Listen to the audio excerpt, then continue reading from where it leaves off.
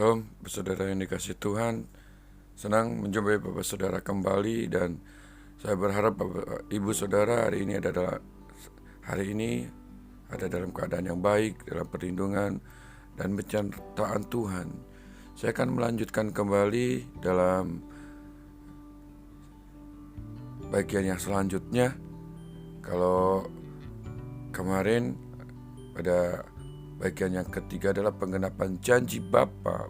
Kita telah belajar dari Yudas Iskariot bahwa Yudas Iskariot dulunya adalah bagian dari para rasul-rasul, tetapi karena kecintaannya terhadap uang dan kemudian ia menjual gurunya, dan kemudian dia akhirnya mengalami kematian yang sangat tragis karena dosanya, juga karena kecintaannya dengan harta.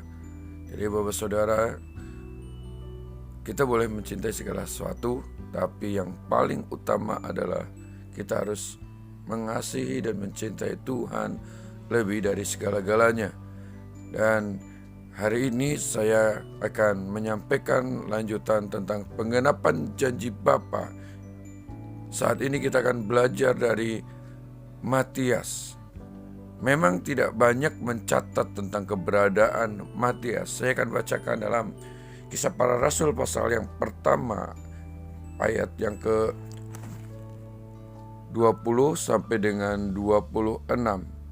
Sebab ada tertulis dalam kitab Mazmur, biarlah perkemahannya menjadi sunyi, dan biarlah tidak ada penghuni di dalamnya, dan biarlah jabatannya diambil orang. Jadi jabatan Yudas diambil orang karena kesalahannya sendiri. Ayat 21, jadi harus ditambahkan kepada kami seorang dari mereka yang senantiasa datang berkumpul dengan kami selama Yesus bersama-sama dengan kami, yaitu mulai dari baptisan Yohanes sampai hari Yesus terangkat ke sorga meninggalkan kami untuk menjadi saksi dengan kami tentang kebangkitannya. Lalu mereka mengusulkan dua orang, Yusuf yang disebut Barsabas dan juga bernama Justus dan Matias. Mereka semua bersama dan berdoa, ya Tuhan, Engkaulah yang mengenal hati semua orang.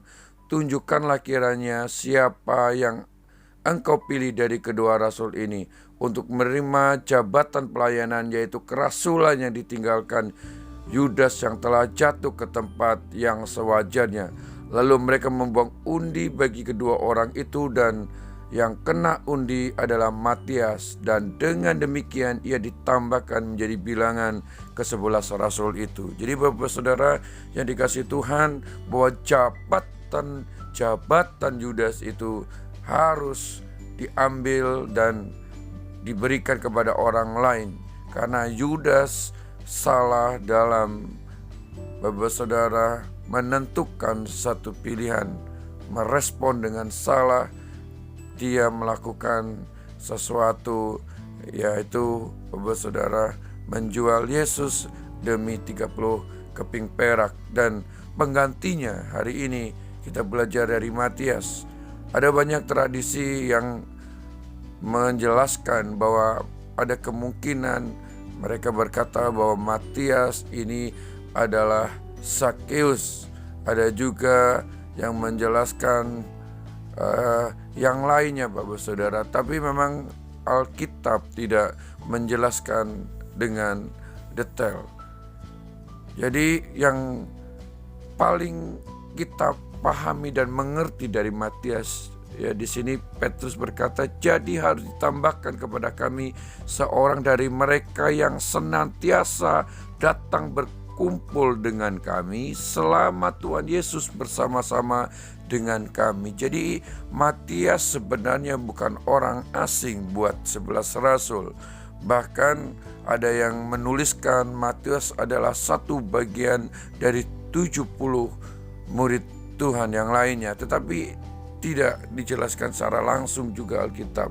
Jadi yang jelas ia adalah orang yang senantiasa datang berkumpul bersama dengan para murid selama Tuhan Yesus ada, bahkan di sini dikatakan yaitu juga dia adalah orang yang mengenal baptisan Yohanes sampai Yesus terangkat ke sorga meninggalkan kami untuk menjadi saksi. Jadi sampai Yesus terangkat ke sorga, dia adalah orang yang ada bersama-sama dengan mereka.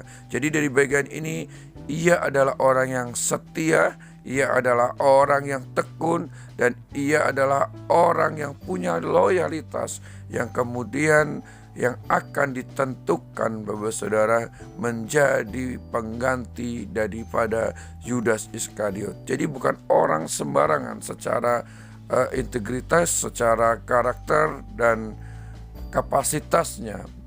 Kemudian Alkitab di sini menyatakan ayat 23, lalu mereka mengusulkan dua orang Yusuf yang disebut Barsabas dan yang juga bernama Justus dan Matias, dan mereka semua berdoa. Jadi Bapak Saudara, mereka para rasul dan 120 orang Bapak Saudara yang ada di loteng Yerusalem bukan sembarangan memilih, karena ini adalah orang yang terpilih dan orang yang punya sesuatu yang membuat orang ini terpilih untuk menggantikan Yudas Iskariot. Dan kemudian di sini dikatakan ayat 26 dan saya 24, ya saya dari 24 lagi, Saudara. Ya Tuhan, Engkaulah yang mengenal hati semua orang.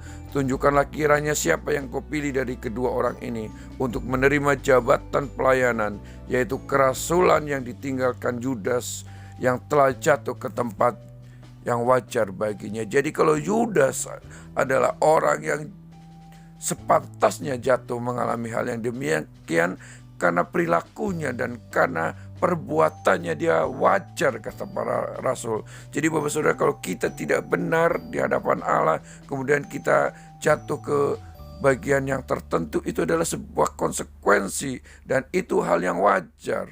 Tapi saya berharap kita tidak ada bagian satu kumpulan atau kita adalah satu komunitas yang mengalami keadaan yang tragis seperti Yudas. Tetapi kita adalah orang-orang yang mungkin dulunya bukan siapa-siapa, tetapi kita adalah orang-orang yang terpilih. Ayat 26, lalu mereka membuang undi bagi kedua rasul itu. Yang kena undi adalah Matias, dan dengan demikian ia ditambahkan kepada bilangan ke-11 rasul itu. Jadi Bapak Saudara, setelah mereka semuanya yang ada di loteng Yerusalem 120 orang itu berdoa, Bapak Saudara, lalu ketika mereka membuang undi, Bapak Saudara, yang terpilih adalah Matias. Jadi Matias adalah orang yang akhirnya ditentukan untuk menggantikan Yudas Iskariot. Bapak Saudara, dari bagian ini kita belajar dari kehidupan Matias. Memang Matias tidak muncul dan tidak, Bapak Saudara, diketahui bagaimana kisah dalam bagian ini. Tetapi yang jelas dari perkataan Petrus, seperti yang saya tadi katakan, dia adalah orang yang senantiasa tekun, dia orang yang senantiasa setia, punya integritas dan punya kapasitas. Ia telah mempersiapkan dirinya, Bapak Saudara, untuk kemudian ia terpilih. Jadi Bapak Saudara, mungkin kita juga mengalami hal yang demikian. Hari ini kita mungkin tidak termasuk dalam hitungan. Kita adalah bukan orang-orang yang dipandang.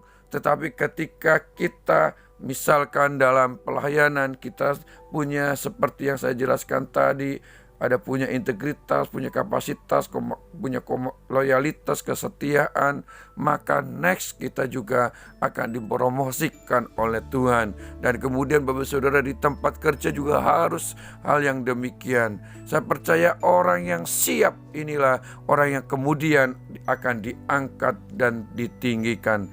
Dan penggenapan janji Bapa adalah Yudas Iskariot tersingkir karena perbuatannya dan digantikan oleh Allah. Saya berharap ya kita adalah orang-orang yang mengalami kehidupan kekristenan, bukan kehidupan seperti Yudas. Kita dulu adalah orang yang dekat dengan Tuhan, adalah orang yang pernah saya kemarin katakan sehidangan, semeja dengan Yesus makan bersama, tetapi kita justru yang melakukan segala kejahatan hanya demi keuntungan. Tetapi mari Bapak Saudara, kita akan seperti Matias. Kita memang hari ini bukan siapa-siapa, mari kita persiapkan.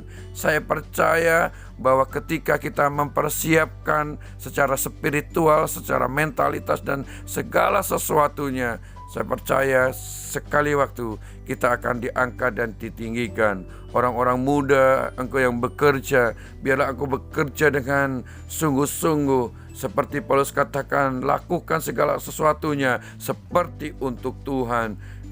Kita tidak bisa mempromosikan diri sendiri.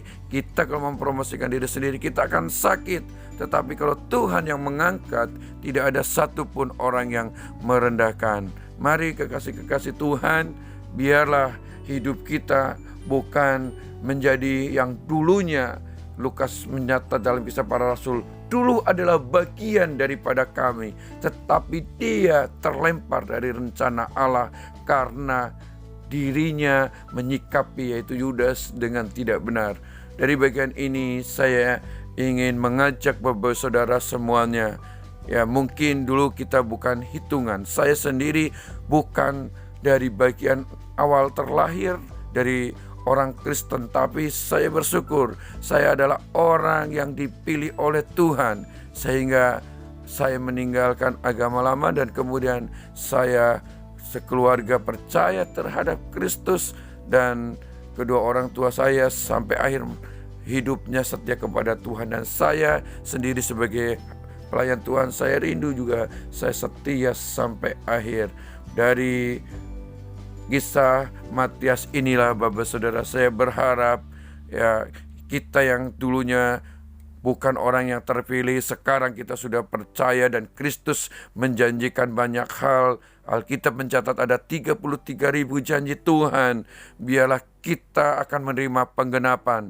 Saya berharap penggenapan kita bukan seperti Yudas, menggenapkan karena ketidakbenaran ia menyikapinya, tetapi kita adalah menjadi orang yang menerima penggenapan yang baik, yang mulia, yang indah daripada Tuhan, sehingga kita selama-lamanya akan tetap terus setia. Hari ini biarlah kita akan tetap terus setia, kita akan terus mengasihi Allah sampai selama-lamanya.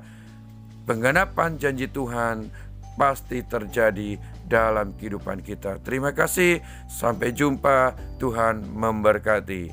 Amin.